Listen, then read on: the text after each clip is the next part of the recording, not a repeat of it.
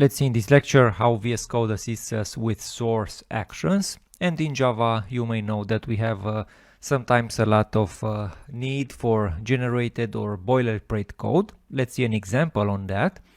Let's say that we have a new file, a simple Java class. I will call it employee.java. And because this is inside a Java package, VS Code will be kind enough to already make this a public class. It will put out my package. It is a class, but I can make it an interface, an enum, and so on. Let's make it a simple class.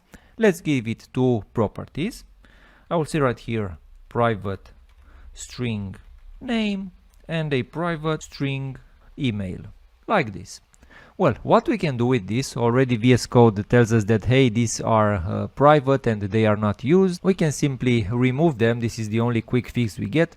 But of course, the right fix would be to generate some getters and setters for this file. Well, let me make this bigger. What we can do is we can go to right click inside a Java file. I didn't found the shortcut, the keyboard shortcut for this, but we can right click and go to source action, this one right here, and I will click on this, and then VS Code will tell me, hey, what do you want me to generate? And as you can see, I can organize my imports, but I can also generate even tests or generate getters and setters. Let me generate some getters for the email and the string. That's great. Let me also generate some setters for email and the string.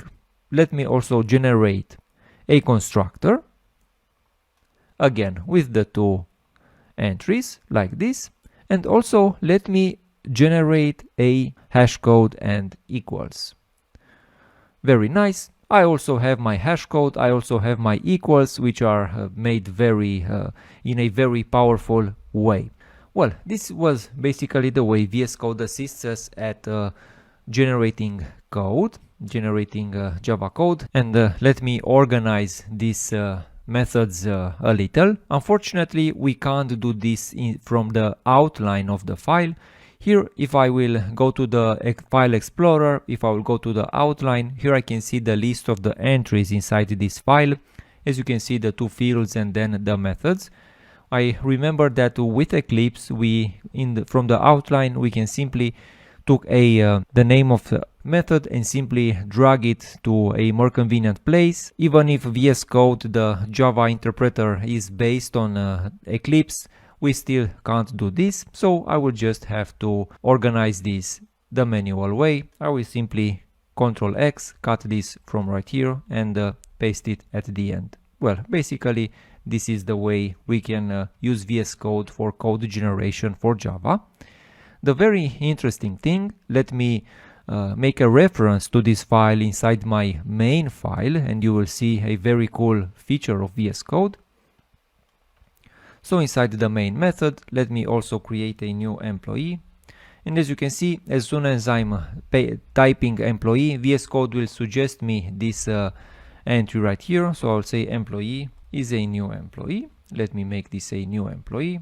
And also let me make this like this. Let me invoke this employee right here. What I want to point out is the way we can refactor this class. For example, if I will want to simply refactor this class, I can go to the rename entry right here and maybe make this a cool employee like this. If I will rename this, then VS Code will tell me, hey, do you want to refactor this? I will click on yes.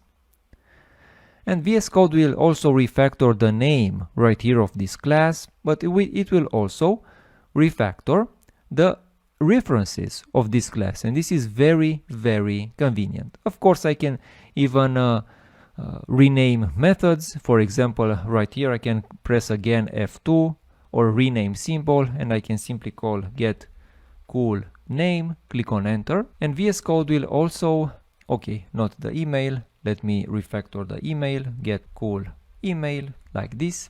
And VS Code will also make the changes accordingly into the references of this file. So this was the way in which we can use VS Code for code generation and code refactoring.